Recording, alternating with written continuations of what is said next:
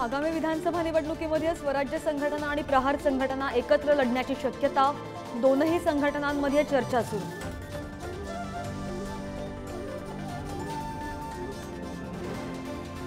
माजी सनदी अधिकारी राधेश्याम मोपलवारांवरून रोहित पवारांचा सरकारवर हल्लाबोल।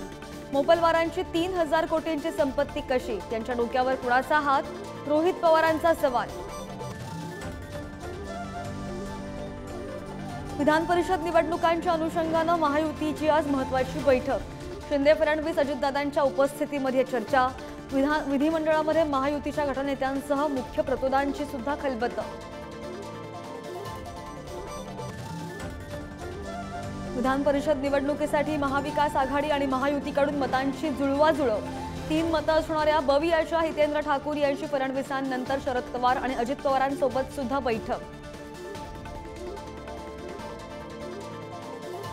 मराठा आरक्षणावर तोडगा काढण्यासाठी आज मुख्यमंत्र्यांच्या अध्यक्षतेखाली सर्वपक्षीयांची बैठक। उद्धव ठाकरे, शरद पवार, राज ठाकरे, नाना पटोले, प्रकाश आंबेडकरांनाही निमंत्रण।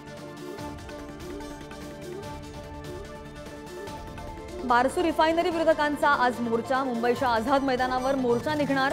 अधिवेशनात रिफायनरी रद्दचा निर्णय न झाल्यानं ग्रामस्थ आक्रमक। दुधाला भाव मिळण्यासाठी फुलंब्रीमध्ये काँग्रेस आक्रमक। संभाजीनगर जळगाव राष्ट्रीय महामार्गावर दूध ओतून आंदोलन। सरकार विरोधात जोरदार घोषणाबाजी। मुंबईमध्ये सीएनजीच्या दरात 1.5 रुपयांची वाढ। पीएनजीच्या दरामध्ये सुद्धा 1 रुपयाची वाढ। वाहनधारकांमध्ये नाराजी। रिक्षाचं भाडंही वाढण्याची शक्यता। मुंबई आणि ठाण्यासह कोकणामध्ये कालच्या मुसळधारेनंतर आज पावसाची थोडीशी उसंत। मात्र रेड अलर्ट जारीच। 24 तासात पुन्हा अतिवृष्टीचा हवामान विभागाचा इशारा।